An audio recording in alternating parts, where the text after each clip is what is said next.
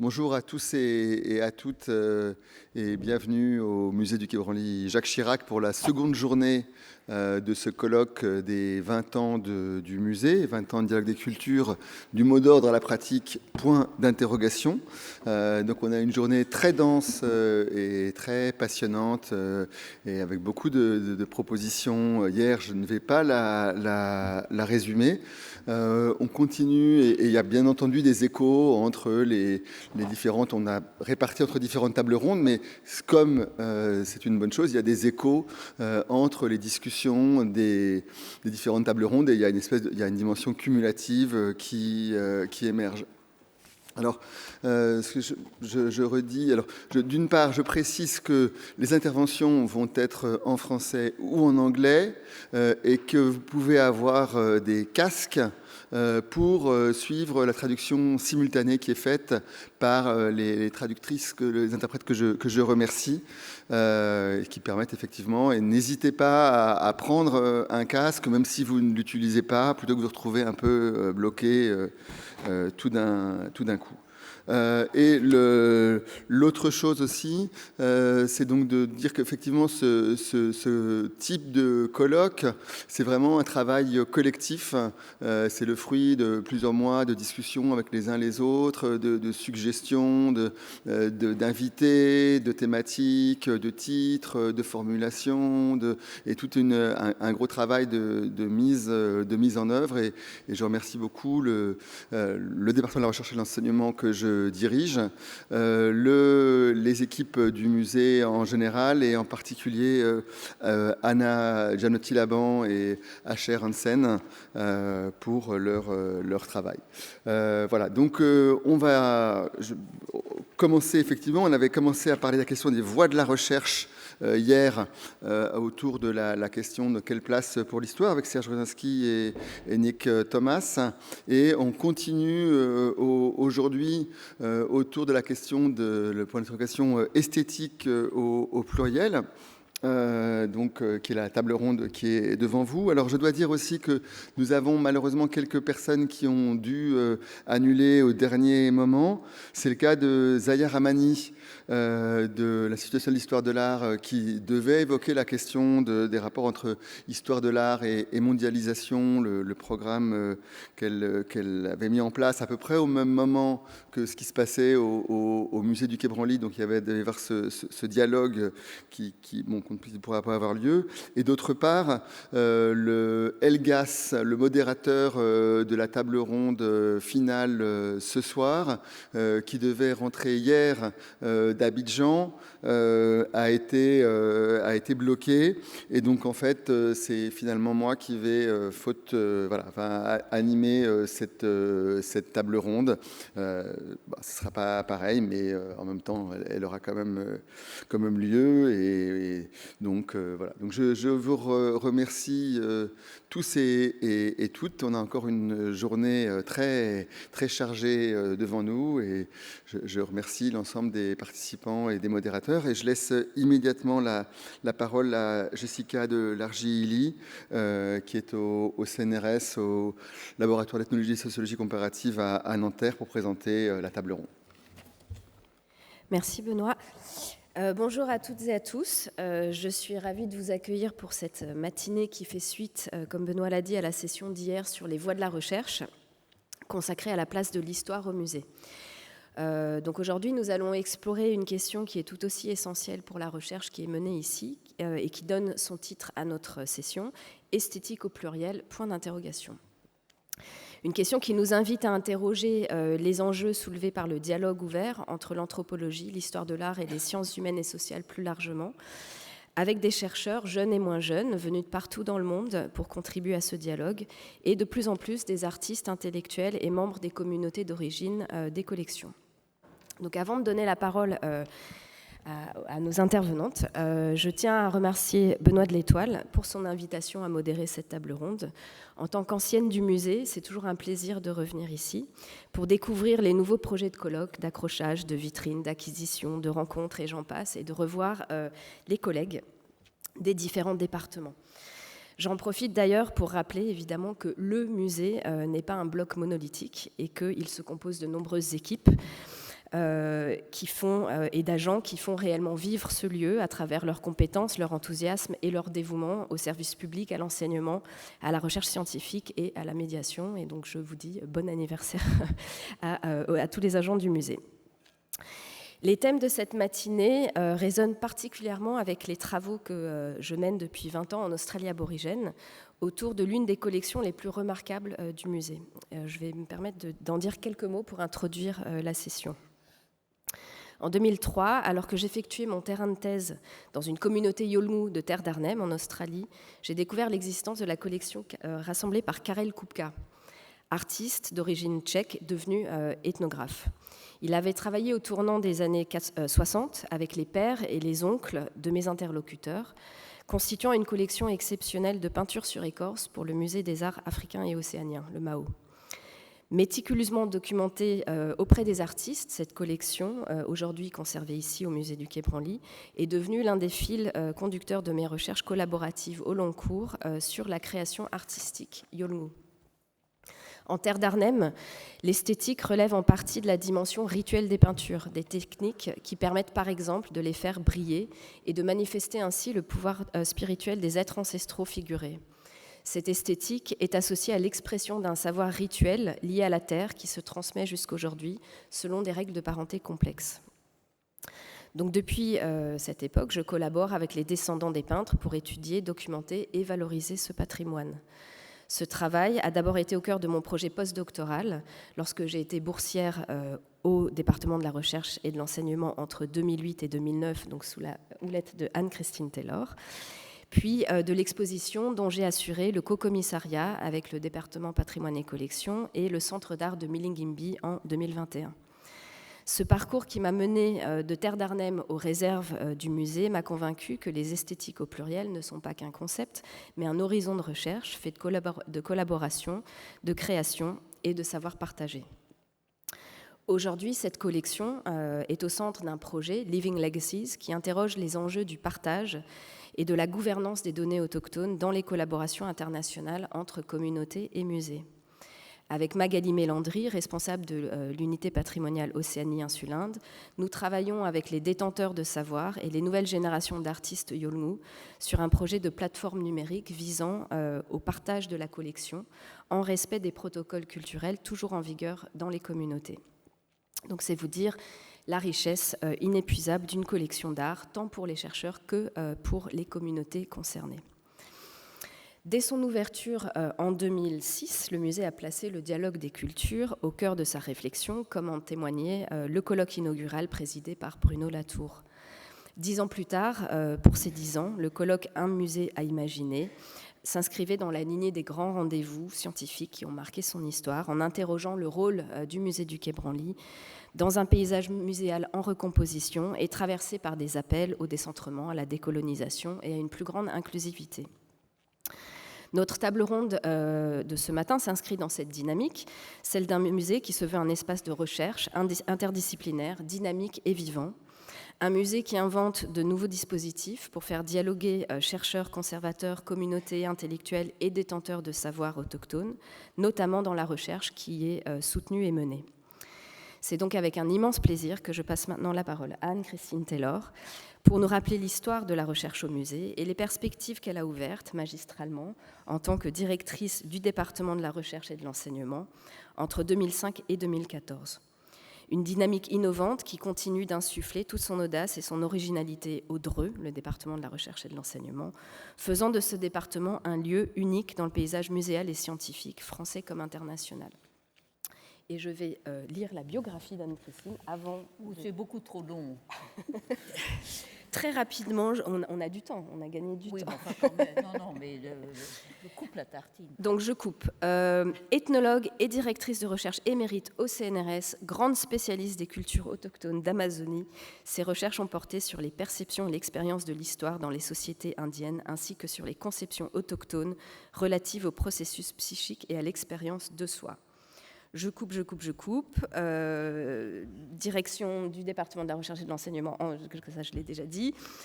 a publié plus de 60 articles et contributions à des ouvrages collectifs et co-signé 3 livres, dont Persona, étrangement humain, catalogue de l'exposition qui a eu lieu ici au musée du Quai Branly il y a quelques années. Merci beaucoup Anne-Christine. Merci Jessica pour cette introduction. Merci évidemment aux organisateurs de ce colloque et plus généralement au musée pour leur invitation à participer à ce colloque. Comme disait Jessica, c'est toujours un immense bonheur pour moi de me retrouver entre ces murs. Alors, nous avons entendu hier toute une série d'interventions sur le rôle irremplaçable que jouent les disciplines historiographiques dans la vie du musée. Quant à moi, je voudrais parler aujourd'hui plus généralement de la politique de recherche du MQB en me focalisant peut-être plus particulièrement sur la place de la recherche en anthropologie dans ce musée.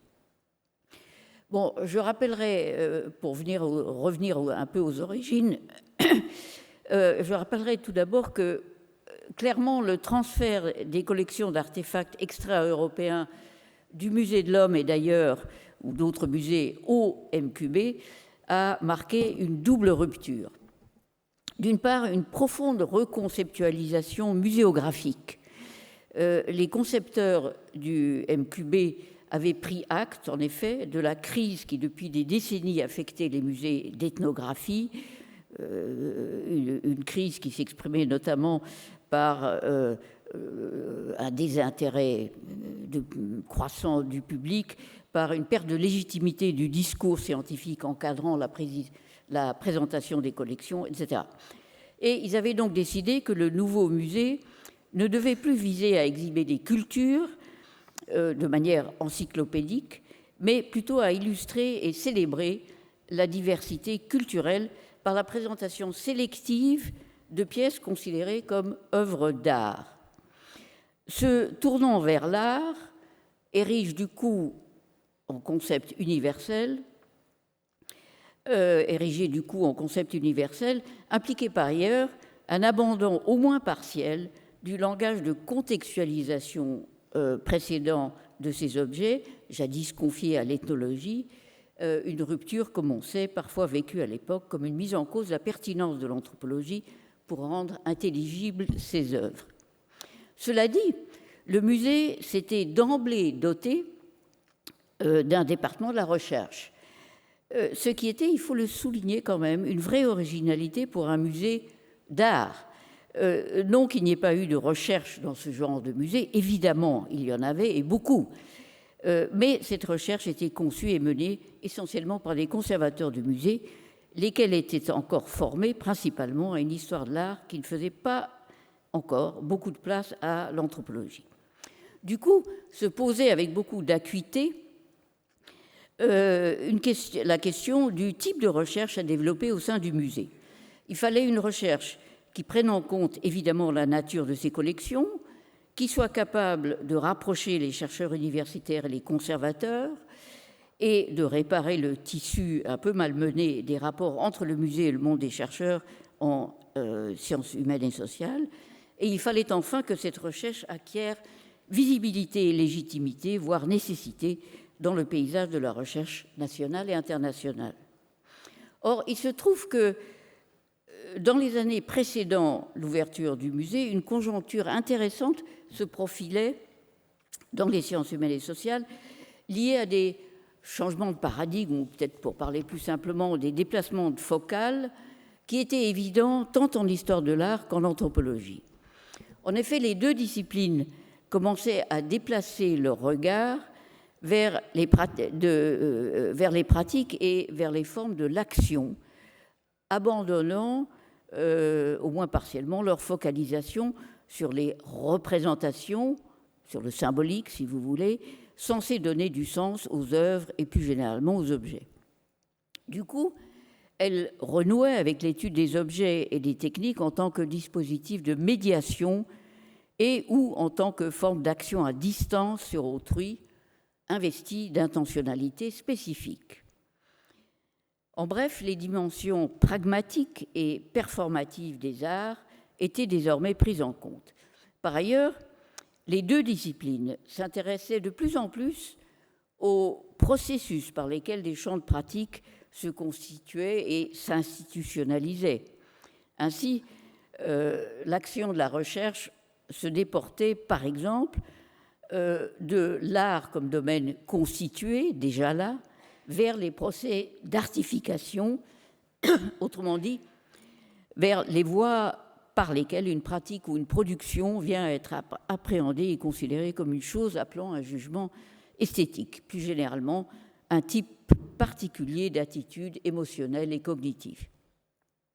Enfin, il apparaissait de plus en plus clairement des deux côtés que la production, l'exhibition, la circulation d'œuvres devenaient un enjeu central dans la formation et la manifestation des identités collectives dans un contexte où les rapports sociaux tendent de manière croissante à être déclinés en termes d'identité culturelle et ou ethnique.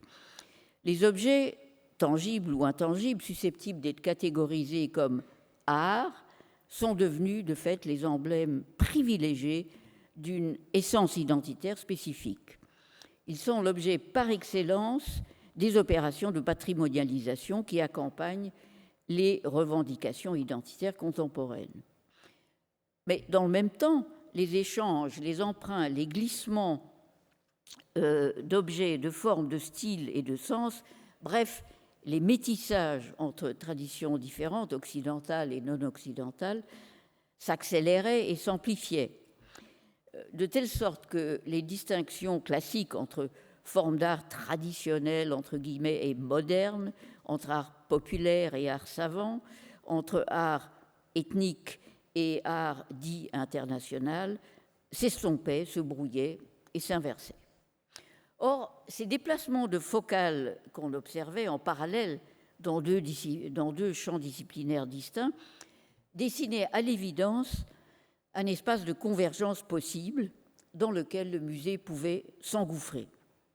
Clairement, les arts et l'ensemble des faits qui s'articulent autour d'eux constituaient un champ d'études fertile pour l'ensemble des sciences humaines et sociales, dans la mesure où ils condensaient tout un ensemble de thèmes qui intéressent un large spectre de disciplines, tels que le rôle et le fonctionnement et le rapport au langage des images et d'autres formes sensibles dans la cognition et l'action, les mécanismes d'institutionnalisation par lesquels se créent des champs, des pratiques, des catégories d'objets susceptibles de jugement esthétique, les procès de formation d'identité collective et les politiques qu'elles engendrent, etc.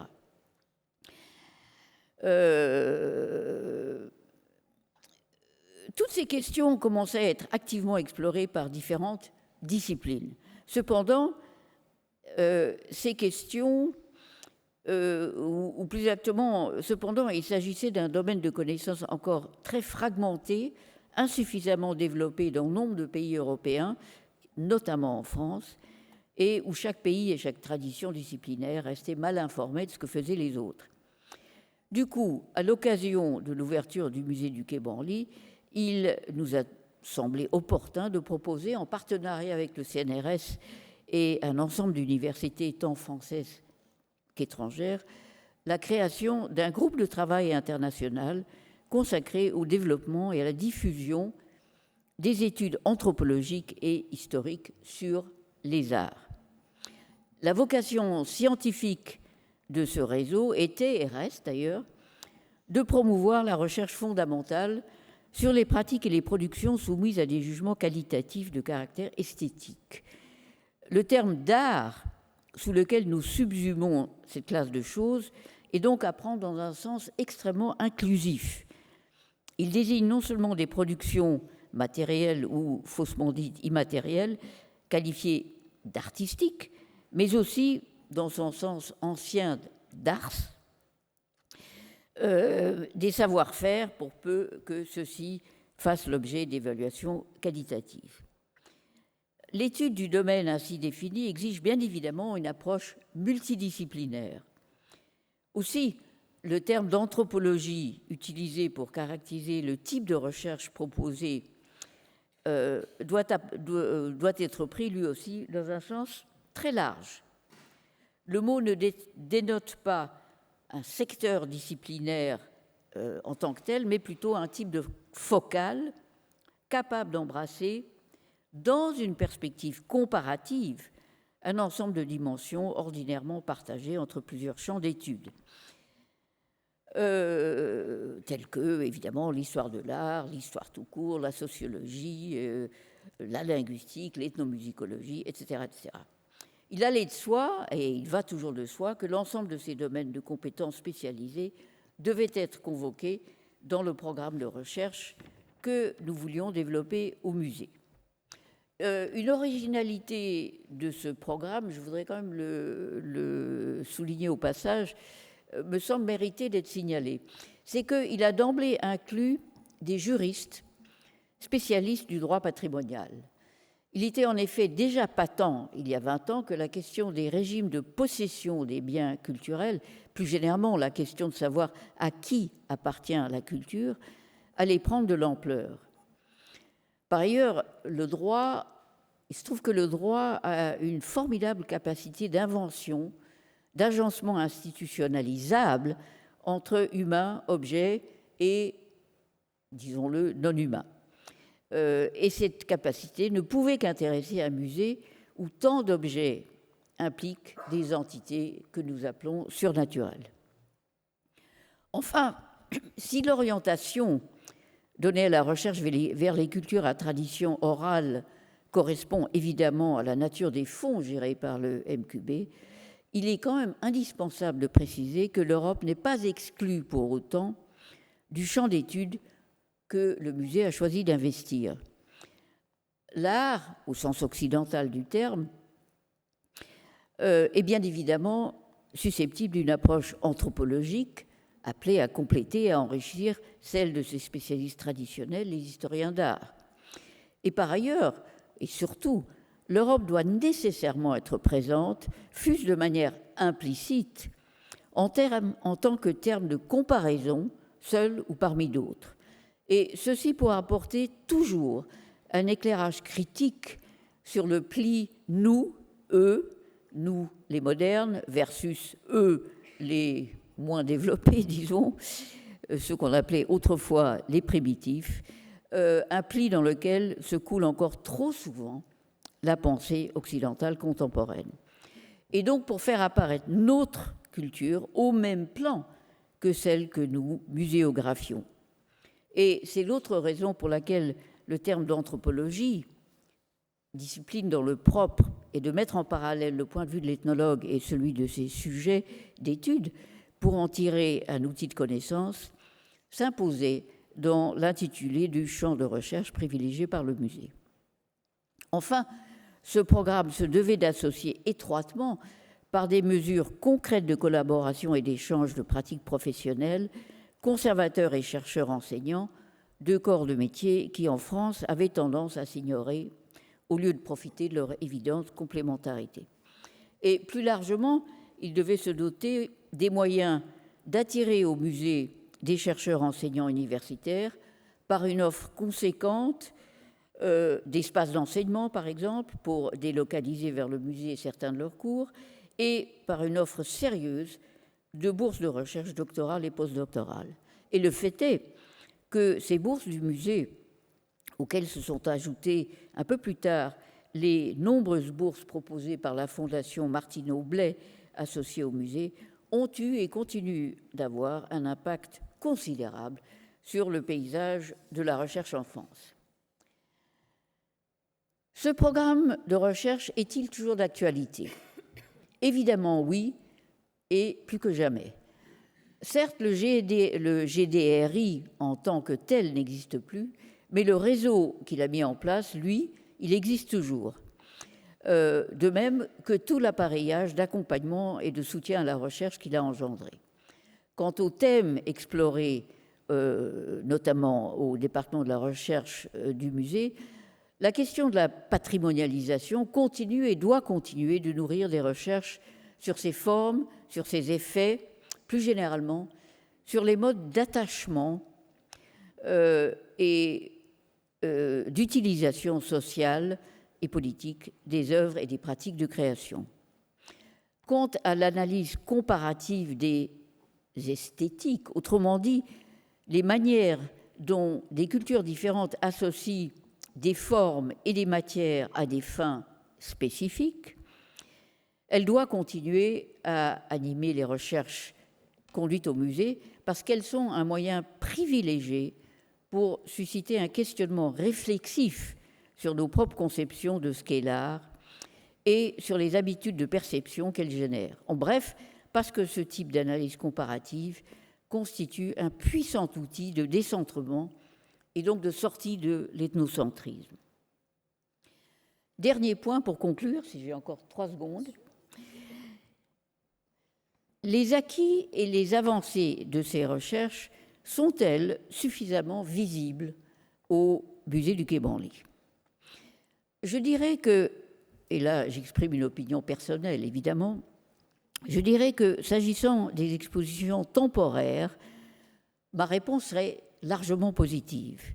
Je pense que celles-ci scénarisent désormais, et souvent avec brio, d'authentiques dialogues culturels et ont pleinement intégré toutes ces dimensions dont je viens de parler.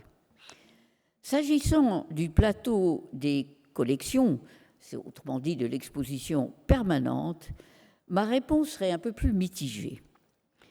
Il me semble que trop souvent encore, les logiques sous-jacentes aux formes de figuration et le type de regard qu'elles impliquent, la nature de l'action sur les rapports qu'elles mobilisent, toutes ces choses-là échappent encore à l'appréhension ou échappent encore largement à l'appréhension du public.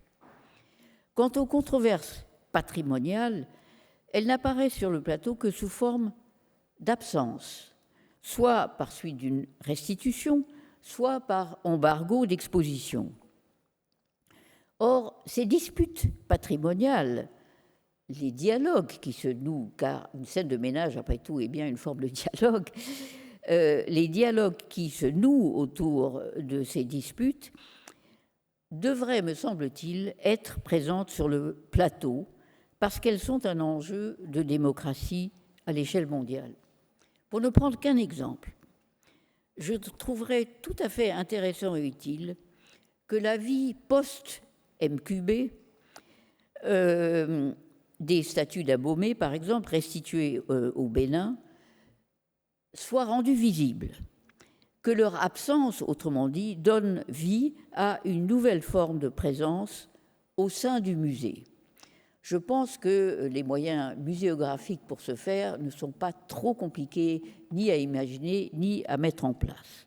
En tout cas, c'est, me semble-t-il, à ce prix que le plateau des collections peut échapper à son caractère, à mon goût, encore un peu trop monologal et développer un vrai dialogue interculturel. Merci.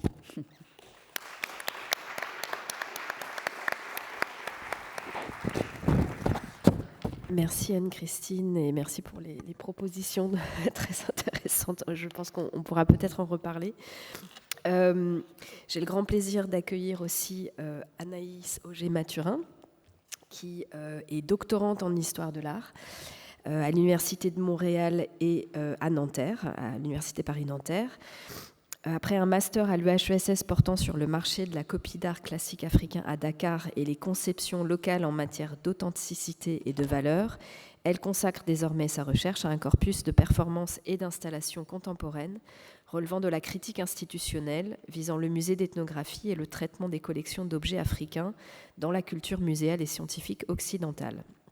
Entre 2023 et 2025, elle collabore avec l'artiste Neil Yalter à la conservation et à la valorisation de ses archives. Basée entre Paris et Montréal, Anaïs est également autrice et commissaire d'exposition. Merci beaucoup Anaïs. Merci Jessica pour cette introduction. Alors bonjour à toutes et à tous. Alors c'est un exercice tout particulier pour moi d'être devant vous ce matin, surtout de m'exprimer après Anne-Christine. Alors je tiens à remercier chaleureusement Benoît de l'Étoile pour son invitation à participer à ce colloque. Et je le dis d'emblée, c'est une invitation que j'ai mal comprise au début. Je pensais, Benoît, que tu m'invitais à participer en tant que spectatrice et non pour prendre la parole devant vous toutes et tous, parmi lesquels figurent nombreux chercheurs et chercheuses que j'ai eu l'occasion de lire, de citer et qui nourrissent mes réflexions. Je me sens un peu comme une invitée à l'anniversaire d'une personnalité d'importance, ou du moins d'une personne dont on parle beaucoup, en bien comme en mal, que j'ai pourtant croisé quelques reprises. Moment particulier, donc, lorsqu'il s'agit de lui adresser ses vœux d'anniversaire ou de revenir sur son parcours de vie, alors que nous sommes de la même décennie. On m'a proposé aujourd'hui de vous parler de la lentille à travers laquelle je regarde et appréhende le musée. C'est ce que je vais faire, entre autres, par me représenter. Alors, mon nom est Anaïs, je suis doctorante en histoire de l'art entre l'Université de Montréal et l'Université Paris-Nanterre. Alors, je suis haïtienne et québécoise, de la banlieue montréalaise, s'il faut préciser. Pas française, donc, mais nourrie d'un héritage doublement francophone. Je suis arrivée en France en 2021 pour réaliser, comme Jessica l'a mentionné, un master à l'EHESS sur les conceptions mobilisées sur le marché de l'art à Dakar. Donc, marchands, antiquaires, objets, notion d'authenticité, de copie, du beau, ont fait partie de mon quotidien théorique et pratique pendant 2 ans. À la question qui sert de titre à ce panel, esthétique au pluriel, pardon, je l'ai sondé et ressondé et je pense que le temps va nous le permettre, on pourra y revenir. Alors, 2021 fut l'année de mon premier tête-à-tête physique avec le musée du Quai Branly. Je dis bien physique, car je le connaissais évidemment bien avant mon arrivée en France. Ma première rencontre avec lui a été littéraire. Et à partir d'une littérature bien précise, j'ai connu sa genèse, ses enjeux, ses transformations et les questionnements qui l'ont traversé à travers les yeux de Sally Price. Et je parle notamment de Paris Primitive et de James Clifford. 2 figures majeures de l'anthropologie postmoderne américaine. Un cocktail, voilà, parsemé d'un soupçon de lecture du musée Cannibale. Vous pouvez donc vous imaginer l'effet que peut produire ce cocktail critique sur une apprentie chercheuse, sur son esprit en grand développement, disponible à toutes les théories du monde. Vous aurez aussi rapidement deviné que j'étais totalement absente des proto-débats, des proto-discussions, même informelles, à l'origine du musée. Alors, le regard teinté par l'anthropologie postmoderne américaine, lorsqu'on arrive au musée du Quai Branly pour la première fois, on est marqué en 2021, dans mon cas, 14 ans après l'apparition du livre de Sally Price, de constater de ses propres yeux les critiques soulevées par les chercheurs et les chercheuses. On découvre pour la première fois cette scénographie tamisée du plateau des collections, qui fait très salon de collectionneurs, des sons ambiants même qui accompagnent notre traversée transplanétaire par la rivière qui serpente le cœur du plateau des collections, qui mène même à un moment et à d'autres, mais celui-là m'a marqué en particulier, à presque s'accroupir dans une sorte de grotte en stuc pour s'immerger en ethnologue et dans une divination xénophobe. On est marqué des mentions du Tour du monde et les appels au voyage de l'équipe de marketing pour annoncer ces nouvelles expositions, par le lissage, la question coloniale et des histoires de collecte et de vol. En créole haïtien, on dit « dois tout sentir ou pas qu'à le couper le jeter ». Quand tes doigts sentent mauvais, tu ne peux pas juste les couper et les jeter. Mais aujourd'hui, en me promenant encore dans le plateau des collections, j'ai l'impression que l'histoire coloniale, l'une qui sent assurément mauvais, hein, du bout des doigts, de ceux qui ont volé, collecté, acheté aussi, échangé, a été effectivement amputée et jetée hors du récit du musée. Mais il y a aussi de nombreux éléments qui font contrepoids à mon cocktail littéraire critique, des expositions temporaires surtout, qui vous font dire « Ah oui, OK, le musée est à l'écoute et a été à l'écoute. » Des cartels allongés qui introduisent des objets dans le temps long. De plus en plus de dialogues sont menés avec des chercheurs étrangers et on pourrait pas omettre les initiatives de restitution menées dans les dernières années. Aujourd'hui, je dirais que ma relation avec le musée n'en est pas une d'amour et de haine, hein, mais bien d'une profonde curiosité. Vraiment, le musée du Quai Branly me fascine pour ce qu'il est, pour ce qu'il n'est pas encore, pour ce qu'il veut être et pour ce qu'il ne veut pas être. Et dès sa naissance, le musée s'est montré rebelle, rebelle car il ne voulait pas être comme les autres. Il est un musée qui a refusé de se classer et de se laisser classer dans une typologie muséologique stricte, donc ni musée d'art, ni musée d'ethnographie, quoique son prisme esthétique est indéniable dès le départ. C'est un musée qui me fascine aussi parce qu'il fait aux esprits, le mien y compris. Il est souvent question de l'effet Branly. Et je rejoins tout à fait les propos de Boris Vastiot lorsqu'il disait il y a 10 ans déjà que cet effet a été tel que le musée est devenu une espèce de point de repère dans le monde des institutions qui traitent de la culture des autres. Faire ou ne pas faire comme le Quai Branly. Il s'est hissé, on dirait, depuis comme une espèce d'archétype de point zéro à partir duquel penser ce qu'il faut et ne pas faire. Et je pense que c'est tout à fait ça l'effet Branly. J'ai relu avec beaucoup de curiosité les actes de colloque d'il y a 10 ans, alors que le Quai Branly fêtait son premier anniversaire décennal. Dans son discours d'ouverture, Stéphane Martin mentionnait que le musée avait désormais atteint sa période d'adolescence. Et si la métaphore tient toujours, c'est dire qu'on se trouve aujourd'hui pour célébrer un jeune adulte. Et c'est donc en jeune adulte que je souhaite lui parler. Depuis, son mot d'ordre n'a pas changé, et ces 2 journées d'études nous invitent à le questionner, là où dialoguent les cultures. Le dialogue entre quoi, et surtout entre qui et qui. Je me pose la question à savoir, lorsque ce mot d'ordre a été pensé, qu'est-ce que culture sous-entendait? Est-ce une culture par l'objet ou une culture par ceux et celles qui l'ont fait et qui la font toujours?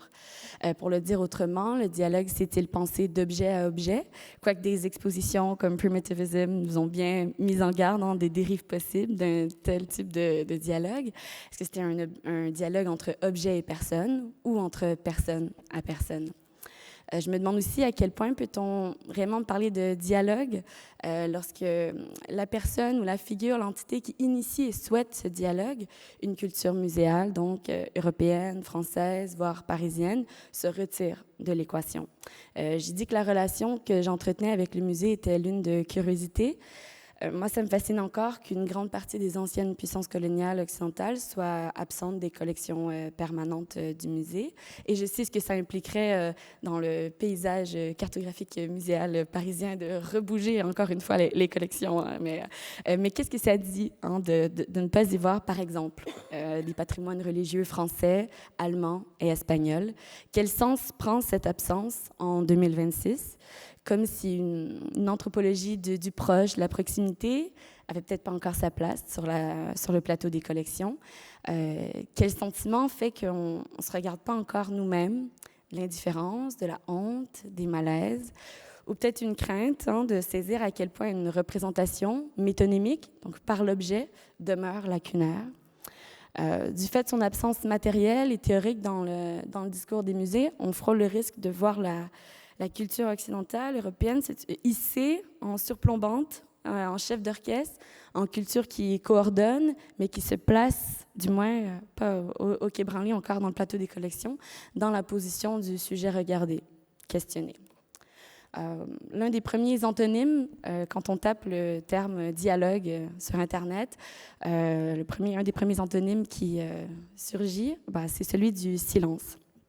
Et je pense que dans le silence, il y a vraiment un des pires travers peut avoir un musée. Dominique Malaquet nous le rappelle dans son ouvrage posthume qui vient de paraître. Il est un acteur en particulier qui sait, avec une redoutable efficacité, réduire l'autre au silence. C'est le musée. Sous les spots et sur le piédestal, encadré, mis en beauté, célébré, l'autre y paraît au cœur des choses, mis en lumière afin qu'il puisse s'exprimer. Vaste illusion. Je termine la citation.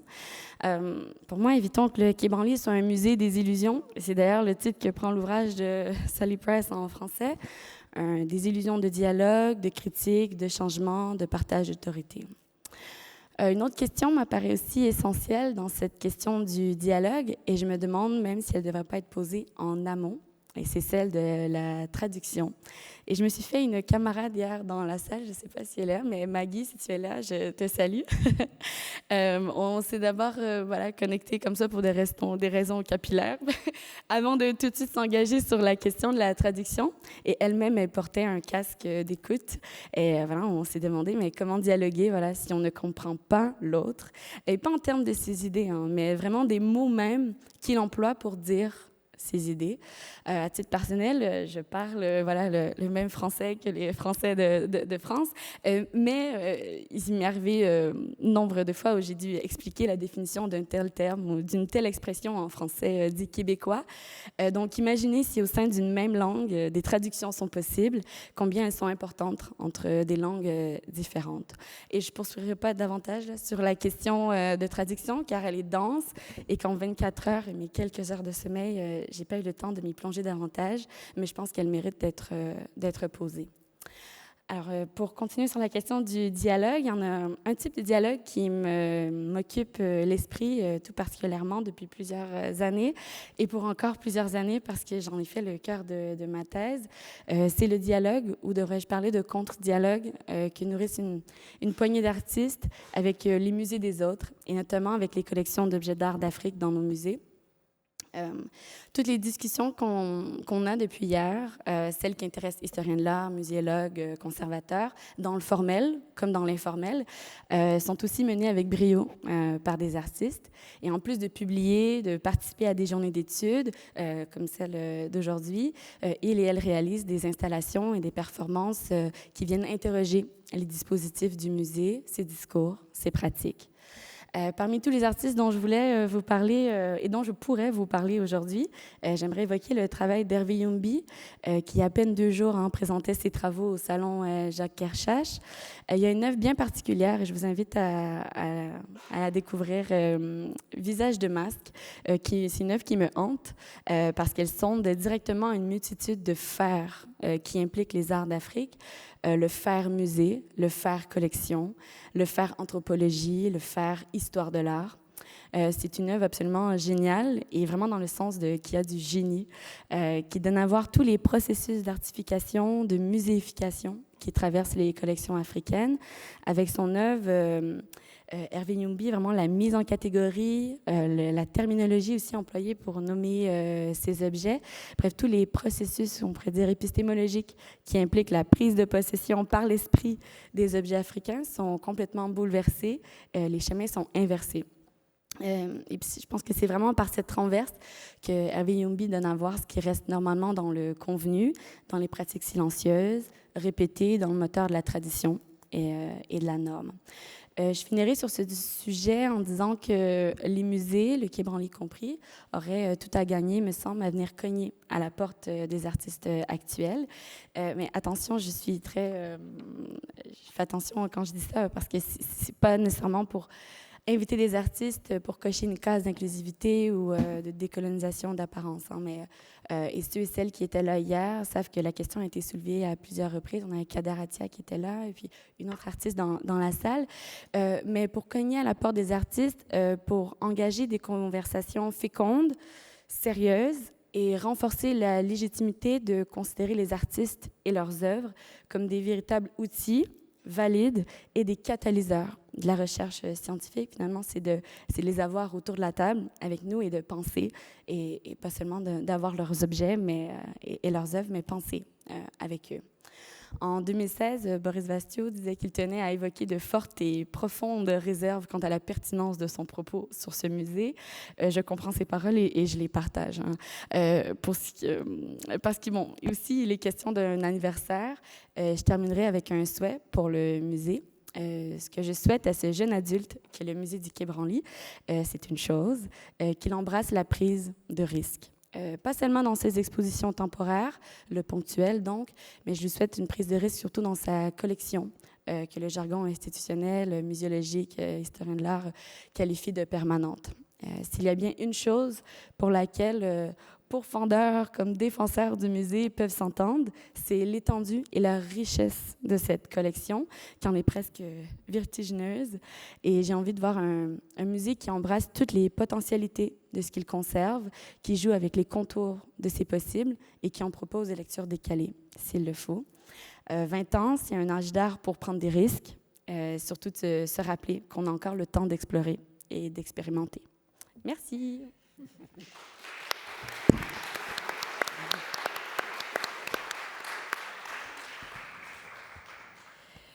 Merci beaucoup Anaïs pour cette présentation très, comment dire, vive et voilà, qui donne des idées aussi. Je vais, avant de peut-être passer la parole au public, donc je ne vais pas poser les questions que j'avais dit que j'allais vous poser, parce que d'une certaine manière, vous les avez intégrées dans vos réponses. Ça concernait l'esthétique au pluriel, et quelles étaient comment en faire une réalité concrète en fait au musée. Et je pense que Anne-Christine a donné des pistes quand elle a parlé de... Et ça rejoint aussi ce qu'Anaïs a dit, l'intégration des arts, alors comment on les appelle, européens, occidentaux, dans l'espace des expositions permanentes, sur le plateau des collections, pour permettre un vrai décentrement, de sortir de l'ethnocentrisme, ce que disait Anne-Christine. Et puis, pour sortir du silence, comme le disait Anaïs, l'absence, le fait que l'Europe soit absente. Donc, peut-être... alors déjà, peut-être, Anne-Christine, est-ce que tu as envie de répondre ou à ce qu'a présenté Anaïs, puisqu'on était... La dynamique du départ, c'était une dynamique d'intervenant-répondant. Donc, est-ce que tu veux répondre à ta répondante? Très brièvement, je suis parfaitement d'accord. L'absence explicite, pour le coup, d'Europe dans ce musée est un scandale scientifique, on est bien d'accord. C'est le résultat de quasiment 2 siècles de gestion étatique, en somme, de institutionnaliser des collections en France. C'est déplorable, mais c'est comme ça. Et effectivement, alors ça n'empêche pas que des objets européens pourraient évidemment être introduits, et même dans l'exposition, dans le plateau des collections, à des fins comparatives. Ce serait tout à fait souhaitable, à mon sens. Mais évidemment, c'est vrai qu'un vrai dialogue des cultures supposerait un musée qui intègre totalement les productions européennes. Bon, on sait que ce n'est pas possible, mais c'est vrai que c'est totalement absurde du point de vue scientifique, et on le sait tous, donc on fait avec, en somme. Sur la question de la collaboration des artistes, je suis également parfaitement d'accord. D'ailleurs, il faut quand même dire que le musée le fait beaucoup, et depuis le début, et que dans toutes les expositions temporaires, la participation d'artistes est absolument essentielle, et ils sont effectivement traités non pas comme de la décoration, mais vraiment comme des producteurs d'outils herméneutiques. C'est-à-dire que les productions des artistes sont vraiment considérées comme des vraies œuvres de pensée, et pas seulement des choses à contempler. Donc oui, parfaitement d'accord. Bien, merci beaucoup. On va prendre quelques questions dans le public.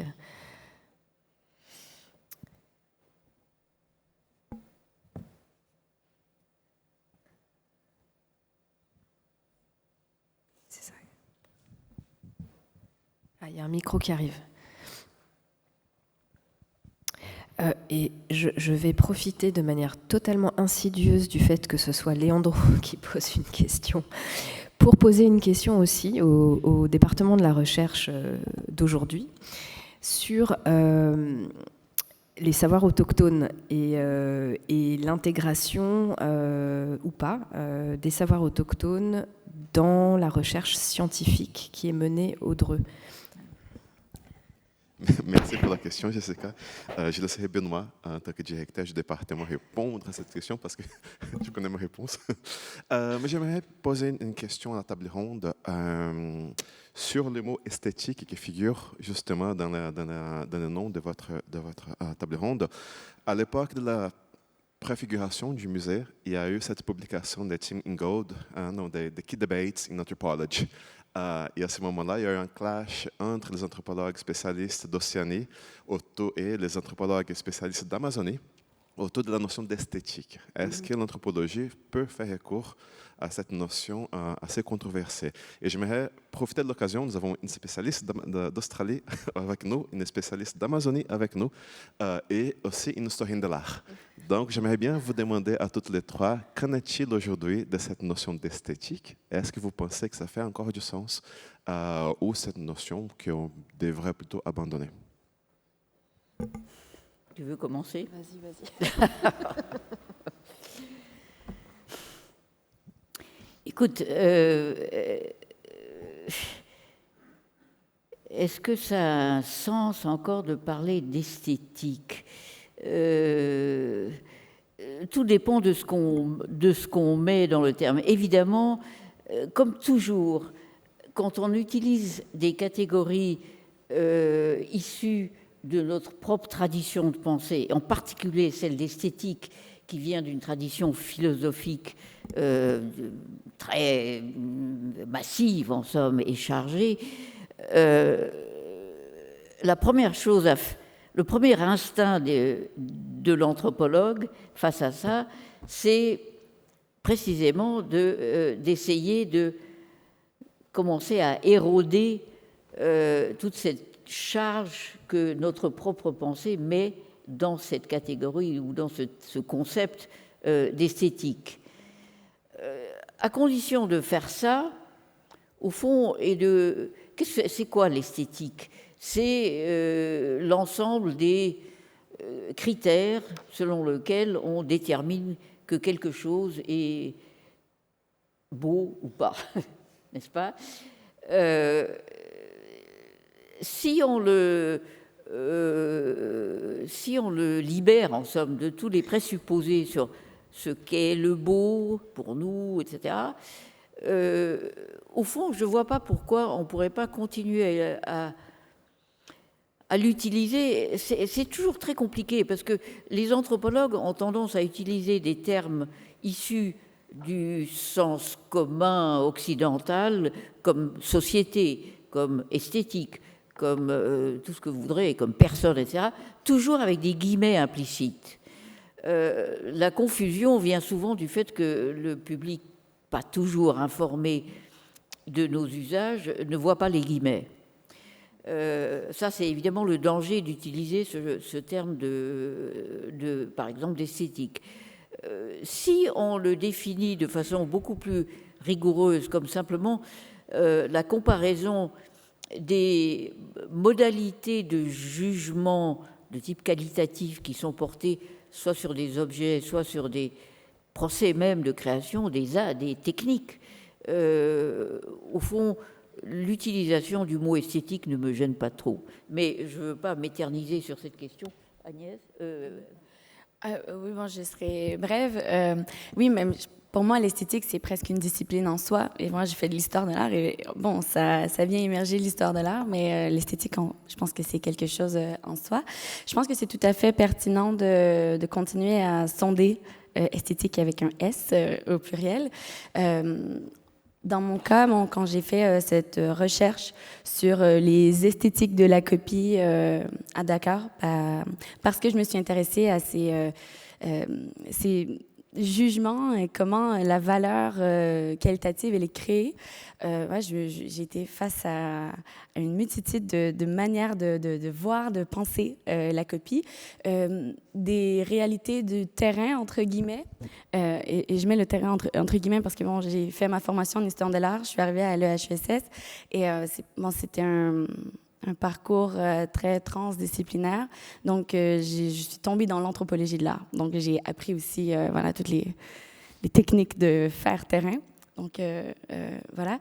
Et vraiment d'être face à ces antiquaires, à ces marchands qui me parlent de leurs copies et qui se placent sur un continuum entre ce qui est beau, ce qui est ancien, ce qui est authentique. Et c'est vraiment parce que je me suis ouvert à penser l'esthétique au pluriel que je suis arrivée à ces merveilleuses données très sensibles, endogènes, éthiques aussi, qui viennent vraiment des marchands et que je trouvais nulle part dans la théorie que je lisais. Donc voilà. Donc oui, encore pertinent, esthétique, avec un S.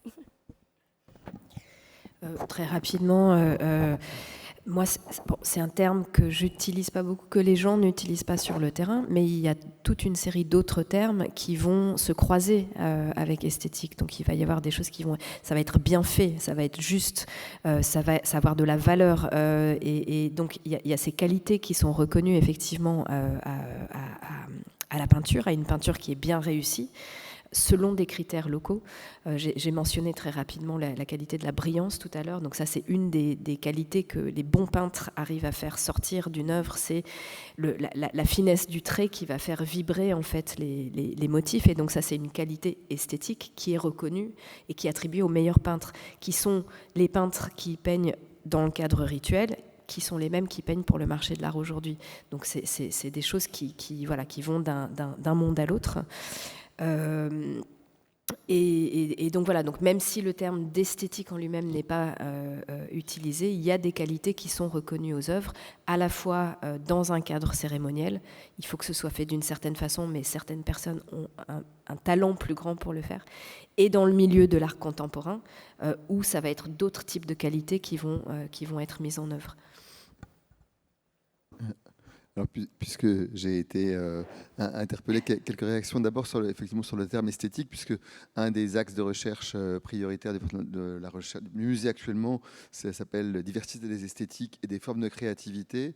Et de même que Anne-Christine dit tout à l'heure qu'il fallait entendre art au sens de ars, ici il faut entendre esthétique au sens étymologique de aesthesis en grec, c'est-à-dire en fait des formes de l'expérience et pas uniquement de l'esthétique au sens de la beauté. Et précisément s'intéresser à la diversité des esthétiques et des formes de créativité, c'est aussi une façon réflexive de relativiser, y compris ce qui a été au cœur de la création de ce musée, c'est-à-dire le goût pour les chefs-d'œuvre de l'art mondial, vu par un regard de collectionneurs européens et même français. Donc effectivement, on parle, et cette esthétique, c'est pas seulement effectivement sur les objets que nous appelons art, c'est aussi effectivement sur des formes d'harmonie, d'ordre dans des rituels, dans un ensemble de choses. Donc c'est entendre ça au sens large et non pas effectivement au sens de la philosophie.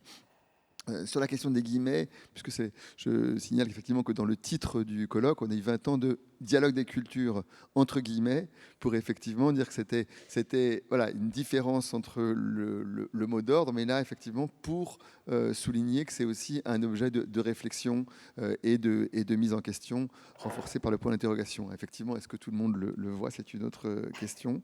Je souligne aussi que Anaïs est co-auteur d'un article sur ces questions justement de la copie à Dakar, dans le dernier numéro de la revue Gradiva, qui est publié par le musée, où c'est très intéressant. Alors, sur les savoirs autochtones, dans au Dreux, je dirais qu'ils ne sont pas forcément pris en charge en tant que tel, par exemple, qui seraient des projets de recherche pour des doctorants ou post-doc, qui épouseraient on va dire, une épistémé voilà, autochtone. En revanche, ça apparaît notamment dans tout ce qui est la recherche collaborative, dont on va parler cet après-midi. Effectivement, c'est dans toutes ces recherches où, effectivement, c'est plutôt dans la confrontation, effectivement, entre savoir autochtone et savoir du musée, de la recherche, autour des œuvres, ce dont parlait hier Nick Thomas, effectivement, quand on est dans les réserves avec des spécialistes des collections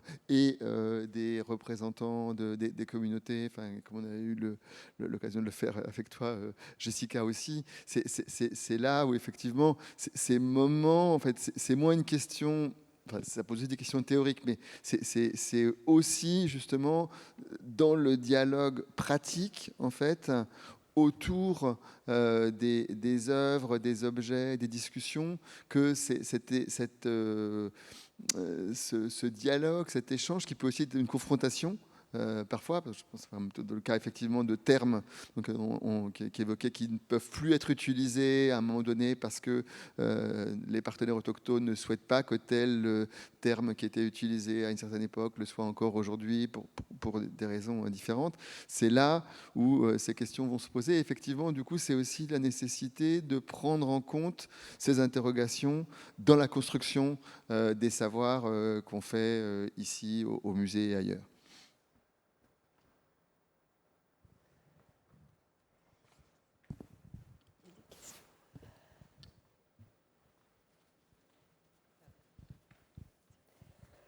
Oui, bonjour, André Delpuech du centre Coiré.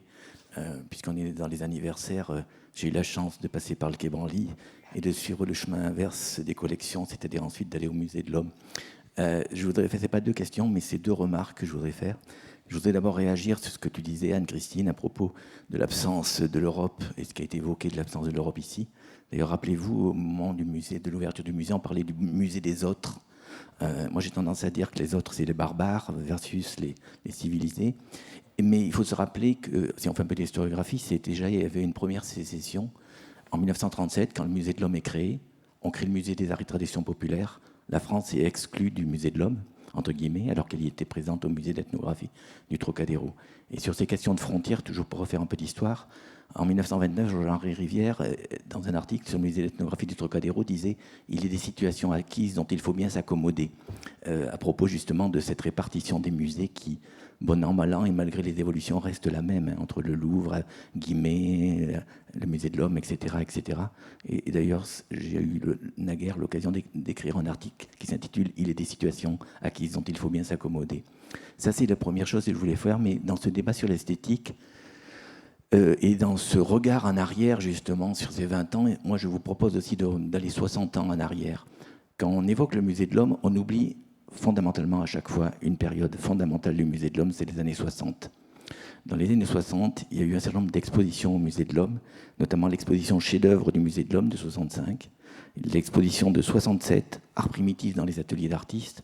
Et je vous invite à relire les textes écrits par Georges-Henri Rivière ou par Marcel Évrard, qui sont complètement contemporains, d'une actualité extraordinairement proche de ce qui se racontait au musée du Quai Branly il y a 20 ans, et encore dans certains cas qui peuvent être aujourd'hui. Et je pense que sur ce regard sur le passé, au moment où on est 20 ans en arrière, je pense que ça vaudrait le coup de regarder dans le rétroviseur un peu avant, et de revisiter aussi tout ce qui s'est fait au musée de l'Homme dans les années 60, puisqu'on parle souvent du musée de l'Homme de Paul Rivet, des années 30, 40, mais après aussi quand même, il y a eu toute une action qu'on a eu un peu trop tendance à oublier, voire à nier au moment de la création de ce musée. Donc je crois que c'est bon de le rappeler.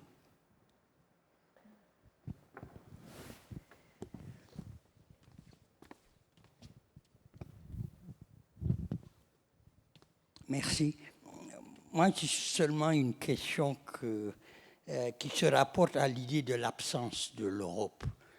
Moi, j'ai l'impression que la discussion sur la question esthétique montre que l'Europe est présente effectivement dans cette construction de l'art des autres. Et cette absence est précisément l'absence qui conditionne la possibilité d'existence de cet art qui est un art autre. Quand la discussion a été conduite, je me rappelais du livre de Toni Morrison qui s'appelle « Playing in the Dark », où il dit c'est le moment même où le noir est absent de la littérature américaine qu'il est le plus présent. Et je pense qu'il faut se poser cette question. Et se poser cette question, c'est aussi probablement reprendre la discussion sur l'esthétique à partir de la construction d'une culture qui est la culture du goût, en fait, tel qu'il est attaché aux arts. Parce que dans une certaine mesure, la grande question qu'un de mes collègues a, je pense, brillamment montré dans son livre « Slavery and the Culture of Taste », c'est à partir d'un positionnement effectivement précis qui prend en considération l'économie politique d'un moment, comment comprend-on le goût et de quelle manière effectivement le goût est construit dans un environnement qui est un environnement spécifique. Donc, je ne pense, il y a une absence implicite, mais cette absence implicite gouverne l'existence, je pense, des arts premiers.